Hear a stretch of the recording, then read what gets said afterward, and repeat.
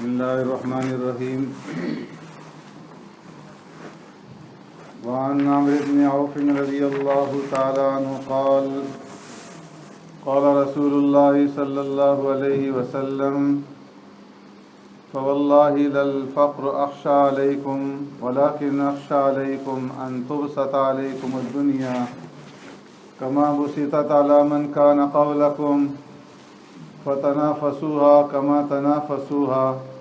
وتهلككم كما أهلكتهم متفق عليه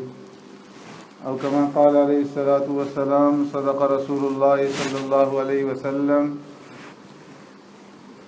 عمرو بن عوف رضی اللہ تعالیٰ عنہ فرماتے ہیں آقا انعامدار سرور کائنات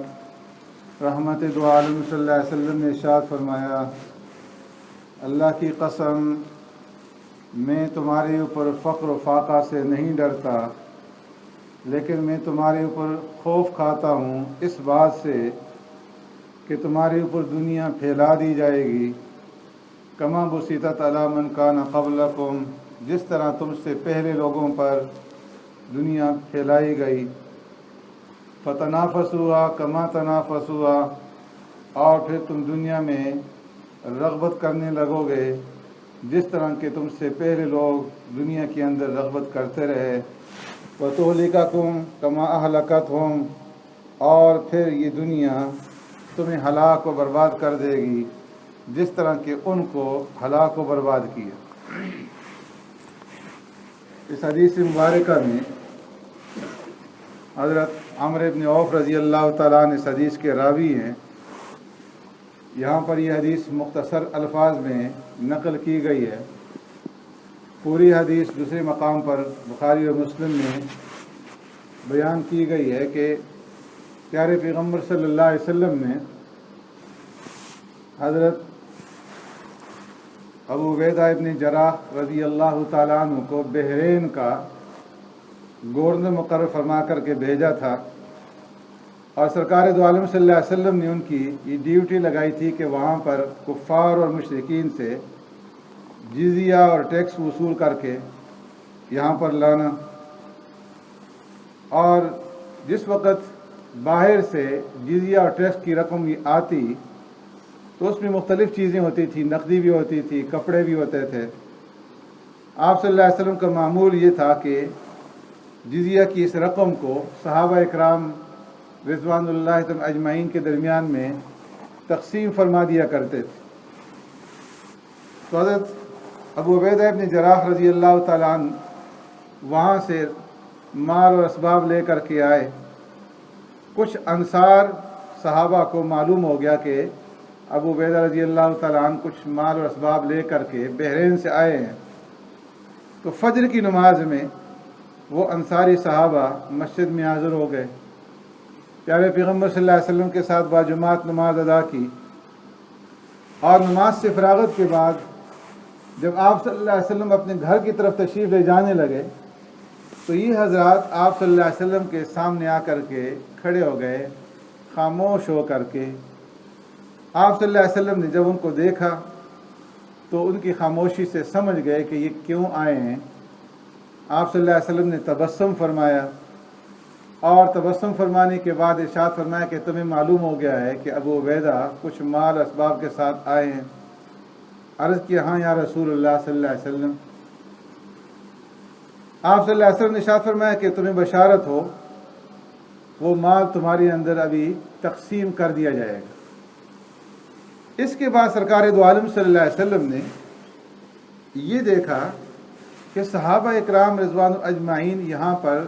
اس لیے آئے اور انہوں نے اپنے آپ کو اس لیے پیش کیا کہ مال اور اسباب جو ہے ان کے درمیان میں تقسیم ہو تو کہیں ان کے دلوں کے اندر دنیا کی رغبت پیدا نہ ہو جائے. تو اس رغبت کو ختم کرنے کے لیے آپ صلی اللہ علیہ وسلم نے یہ ارشاد فرمایا فواللہ للفقر اخشى علیکم کہ میں تمہارے اوپر فقر و فاقہ سے خوف نہیں کھاتا. فرمایا یہ جو زمانہ تھا انتہائی قسم پرسی کا زمانہ. کئی دن جو ہے صحابہ اکرام کے ہاں کھانے کے لیے کوئی چیز موجود نہیں ہوتی تھی, پہننے کے لیے لباس نہیں تھا, انتہائی برے حالات تھے، اس وجہ سے صحابہ اکرام کچھ انصاری صحابہ آئے تاکہ انہیں کچھ معاونت مل جائے، لیکن اس کے باوجود سرکار دو عالم صلی اللہ علیہ وسلم نے دنیا سے ان کی رغبت کو پھیرا آخرت کی طرف، اور فرمایا کہ فقر و فاقہ سے میں تمہارے اوپر کوئی خوف نہیں کھاتا کہ تمہارے اوپر جو فقر آ جائے گا اور فقر کی وجہ سے تم ہلاک ہو جاؤ گے، ایسا نہیں ہے، بلکہ عن قریب جو ہے اللہ رب العزت مسلمانوں کے اوپر وہ ساتھ اور کشادگی فرما دیں گے۔ ام المؤمنین سیدہ طاہرہ عائشہ صدیقہ رضی اللہ تعالیٰ عنہ فرماتی ہیں کہ اس زمانے میں حال یہ تھا کہ ہمارے گھر کے اندر 3 ماہ تک جو ہے چولہا نہیں جلتا تھا۔ ہمارا کھانا کیا ہوتا تھا؟ کھجور اور پانی، کھجور اور پانی سے ہم گزارا کرتے تھے،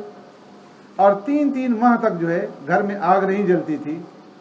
اور کبھی ایسا نہیں ہوا کہ سرکار دو عالم صلی اللہ علیہ وسلم نے 2 وقت کی روٹی پیٹ بھر کر کے کھائی۔ گندم یا گندم کا آٹا اس زمانے کے اندر تو ملتا نہیں تھا،